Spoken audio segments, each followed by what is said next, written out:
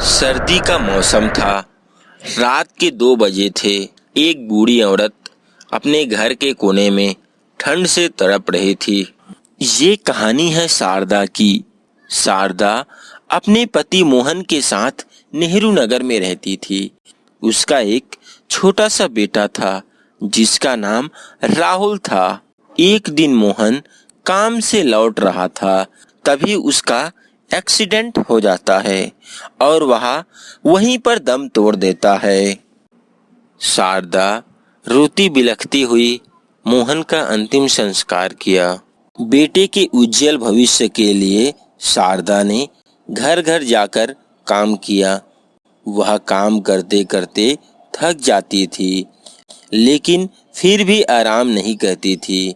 वह हमेशा एक बात याद करके फिर से काम पर लग जाती थी कि जिस दिन मेरा बेटा लायक हो जाएगा तभी आराम करूंगी। अपने बेटे को अच्छी शिक्षा देने के लिए वह दिन रात मेहनत करती थी। एक दिन राहुल अपनी माँ से कहता है, माँ, आप ये सब काम क्यों करती हो? मुझे अच्छा नहीं लगता है आपको ये सब काम करते हुए देखकर। बेटा, तुम्हारे उज्जवल भविष्य के लिए मुझे ये सारे काम करने पड़ते हैं। जब तुम पढ़ लिख कर ऑफिसर बन जाओगे, तब मुझे ये काम नहीं करना पड़ेगा। देखते देखते समय बीत गया। शारदा अब बूढ़ी हो गई थी और बेटे को एक अच्छी नौकरी मिल गई।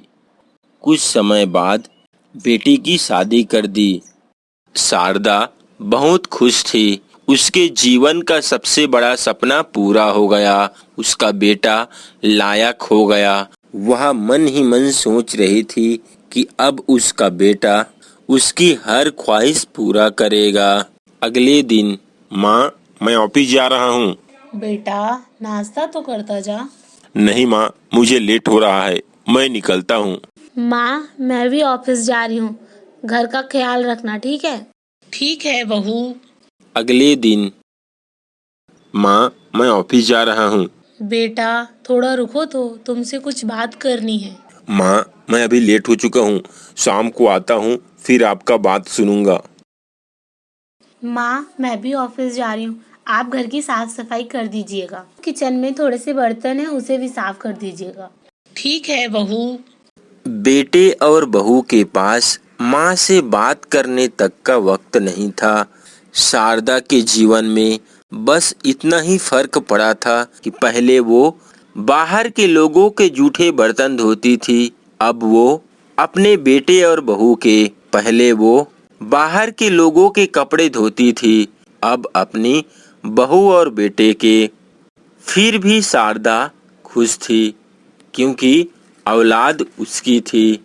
एक टूटी चारपाई पर घर के बाहर वाले कमरे में एक फटे कंबल में सिमटकर शारदा लेटी थी और सोच रही थी। आज बेटा घर आएगा तो उसे कहूंगी, तेरी माँ को बहुत ठंड लगती है, एक नया कंबल लाकर दे दे।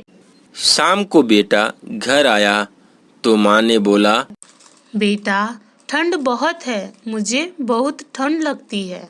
और बात ठंड की नहीं है, मैं बूढ़ी हो चुकी हूँ, शरीर में जान नहीं है और इसे फटे कंबल में ठंड रुकती नहीं है।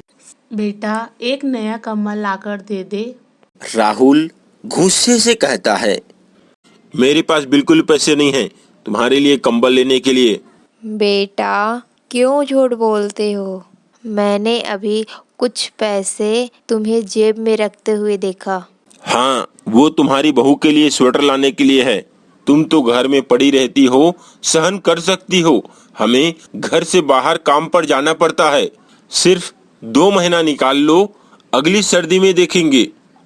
बेटा की यह बात सुनकर शारदा चुपचाप उसी कंबल में सिमटकर सो गई। अगली सुबह देखा तो शारदा इस दुनिया में नहीं थी। वह ठंड से ठिठुरकर अपना दम तोड़ दी थी। राहुल यह देखकर बहुत दुखी हुआ। वह फूट फूट कर रोने लगा और पछताने लगा। काश काश मैं कल आपको कंबल दिला देता तो आप हमें छोड़कर नहीं जाते। राहुल को पछतावा हुआ। राहुल ने सबको खबर दी कि शारदा अब इस दुनिया में नहीं रहे।